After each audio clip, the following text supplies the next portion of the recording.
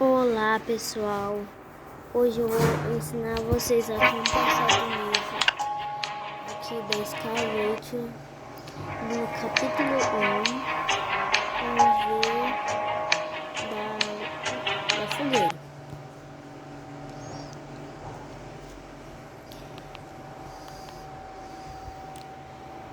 A gente vai jogar água na fogueira dela. Ela está com frio, está se aquecendo. It's so cold today.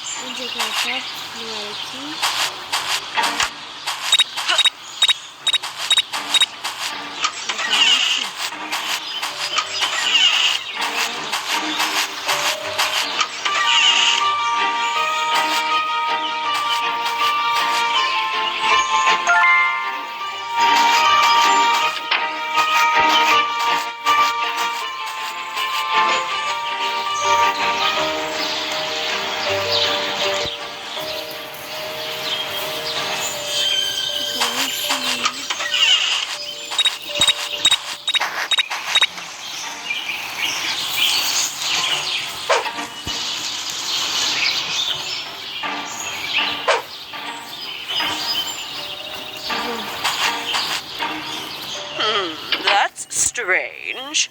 Why did the fire suddenly stop burning?